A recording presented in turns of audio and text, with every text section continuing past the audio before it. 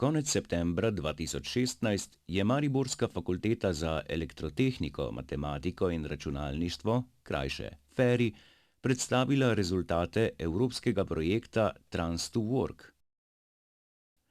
Gre za projekt, v okviru katerega naj bi študentom invalidom omogočili lažji študij in lažji prehod na trg dela. FERI je ena izmed prvih univerz v Evropi, ki je svoje učno okolje prilagodila tako, da je spletna stran zdaj dostopna tudi v slovenskem znakovnem jeziku.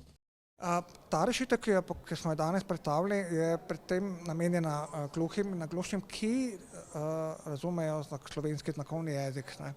Ali pa tudi katerokoli znakovni jezik. Že zahteva Evropske komisije in zahteva standardov. Ne gre za avtomatsko prevajanje, ne? To moram priznati, ampak gre za to, da imamo mi dodatno še orodje, ki omogoča, da lahko sami vstavljate podnapise v katerem koli jeziku. To pomeni, da če imamo originalni video v slovenščini, lahko dodamo podnapise v angleščini, nemščini, francoščini za ta video tolmača znakovnega jezika. In dodajanje teh podnapisov je tudi stvar naše rešitve, ki jo ponujamo v širši publikaciji. Kot pravijo, je to začetek in upajo, da bodo to rešitev oziroma aplikacijo kmalu privzele tudi druge izobraževalne ustanove ter delodajalci. Ampak smo želeli, da bi oblikovalci že obstoječe spletne strani preoblikovali tako, da bi dodali samo ikono in eno vrstico kode in na podlagi tega potem tudi se pojavi novo okno, ki predstavlja tolmača znakovnega jezika. To je eno. Drugo pa je, da dodamo še podnapise zraven, s čimer še dodatno povečamo razumljivost besedila, ki ga posluša in vidi. Profesor Debevec razume potrebe oseb z okvaro sluha, saj ima okvaro sluha tudi sam in uporablja slušni aparat.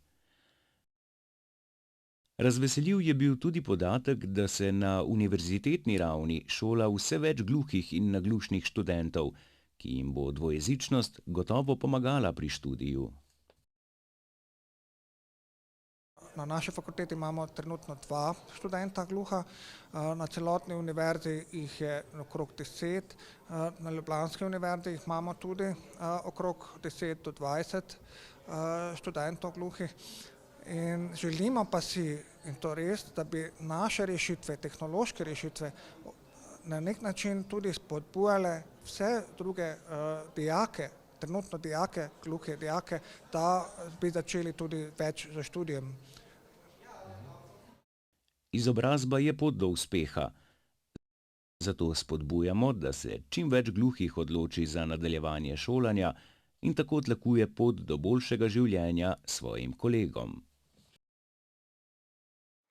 Na ta način imamo mi lahko omogočimo tudi dostopnost vsem. Lahko naprej, prosim. In gre za to, da